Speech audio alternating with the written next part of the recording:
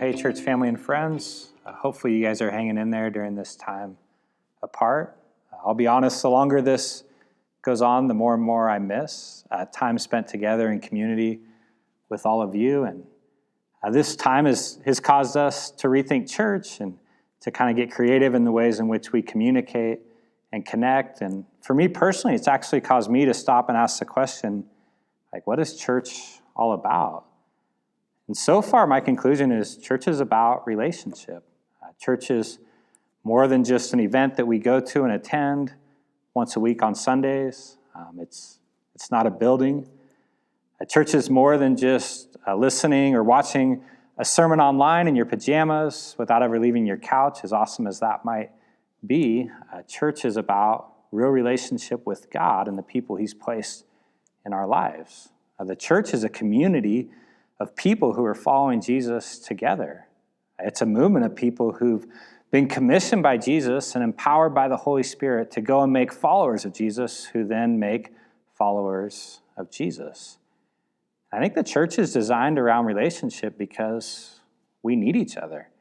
We need other people who are following Jesus to help us follow Jesus. And when we try to go out following Jesus alone, we lose. And so Peter puts it this way in 1 Peter 5. He says, "Be sober-minded, be watchful. Your adversary, the devil, prowls around like a roaring lion, seeking someone to devour." How do lions hunt? Well, they hunt in prides or coalitions, and the whole goal of a pride is to actually get the prey to separate from the herd. And so they look for moments when the weak are isolated from their community of protection, and in those moments, they attack. I think the same is true for us. We're most vulnerable to attacks from the enemy when we're isolated from our community of protection. And so Ecclesiastes puts it this way. It says, "Two are better than one because they have a good return for their labor. If either of them falls down, one can help the other up. But pity anyone who falls and has no one to help them up." Verse 12 says, "Though one may be overpowered, two can defend themselves. A cord of 3 strands is not quickly broken."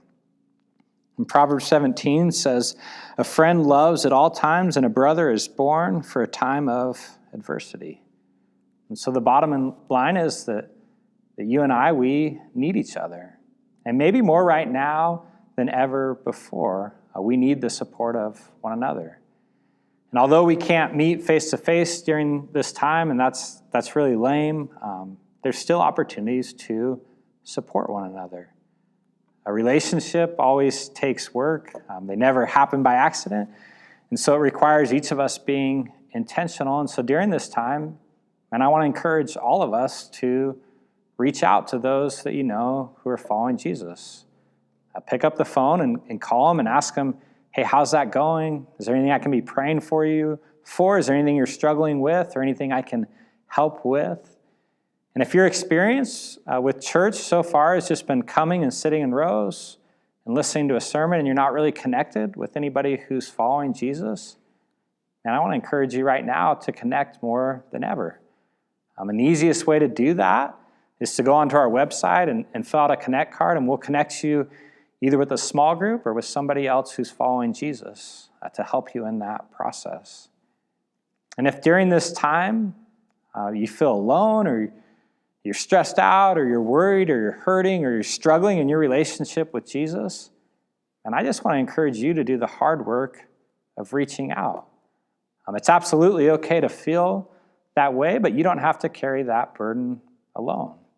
And so let somebody know. And if you don't have anybody to let know, please let us know. We'd love to pray with you. So send us a message or reach out to us. Let us know how we can support you. Whatever you're going through, you don't have to go through that alone. And so, church, just want to let you know that we love you. We miss you. We're praying for you. We're here for you. And man, we look forward to seeing you soon.